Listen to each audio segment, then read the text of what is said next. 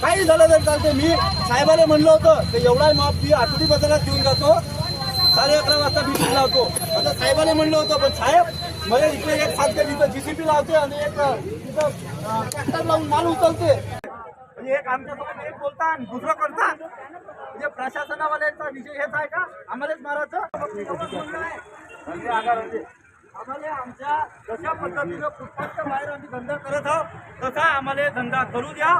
आम्ही तुम्हाला ट्रॉफिक जामचा विषय होऊ देणार नाही याची ग्वाही आम्ही घेतो.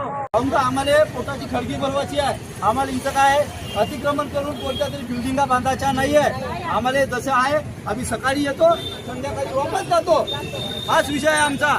जोपर्यंत आता 11:30 वाजता म्हणते ना तर त्याचे 11:30 पाहू. कारण का गेल्या 1 महिन्यापासून 11:30 पाहत आहोत आपण. 1 महिना झाला. 7 जण आपले अतिशय गंभीर अवस्थेत गेले होते. 7 जण. 1-2 जण तर मरणाच्या स्थितीवर होते. तरी यायचं लाजा नाही वाटून राहिल्या. यांनी म्हणते आमच्यावर राजकीय दबाव आहे. असा कोणता राजकीय दबाव आहे? आज जोपर्यंत आणि आम्ही न्यायिक मागणी करत आहोत. फुटपाथवर आपणच नाही पूर्ण यवतमाळ बसून आहे, पूर्ण महाराष्ट्र बसून आहे. आपणच बसून